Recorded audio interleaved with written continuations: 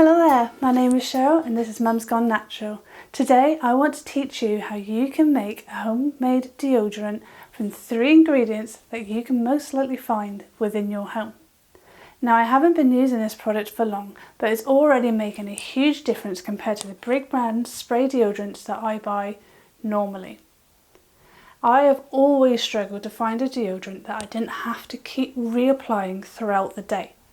This product is great. So far I have not had to reapply throughout the day and I'm still having this faint smell of the natural essential oils that are in this product and not smelling of BO, which is a winner in my book.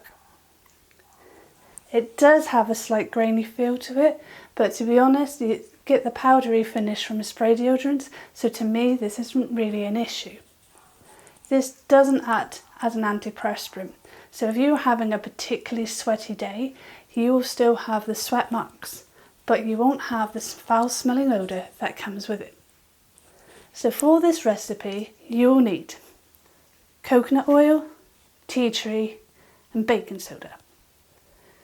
It's best to use organic oil as this protects you against many types of skin infections. It reduces inflammations and helps to moisturize the area. It helps neutralize the underarm smells by ridding your arms of the odour-causing bacteria and works as a barrier to prevent any further bacteria buildup.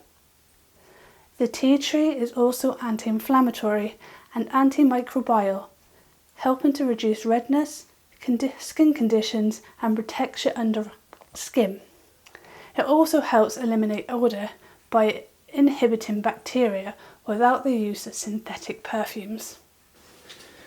The baking soda is great to help combat body odour without subjecting you to the many harmful chemicals found on shelf deodorants, and this is also anti-inflammatory. So let's get started. First, you'll want to melt 4 to 5 teaspoons of coconut oil with a teaspoon of baking soda. Depending on your skin, you may want to add more or less, as too much baking soda can irritate the skin. If the coconut oil doesn't melt at room temperature on mixing, you may want to warm it up slightly so that the 2 ingredients blend together better. I then add 5 to 10 drops of tea tree oil and mix some more. Personally, I find this quite a strong smell, and if you don't like it, you can always add other essential oils such as lavender to offset the fragrance. Place in the fridge to cool and to make solid again. It shouldn't take any more than an hour. You can store at room temperature as the coconut oil tends to stay solid until warmed by your fingers, but if you live in a hot climate, it may be worth keeping in the fridge. Use your fingers to take a small amount of deodorant out the jar and rub into your armpit area and say goodbye to smelly, sweaty pits.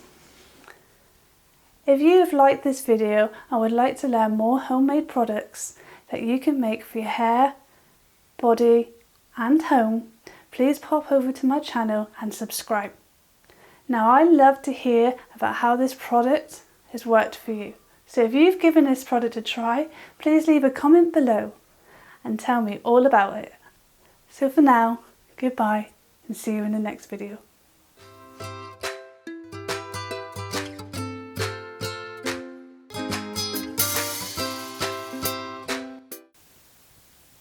This is a shout out to my 2 favourite subscribers, hello Penelope and hello Georgina.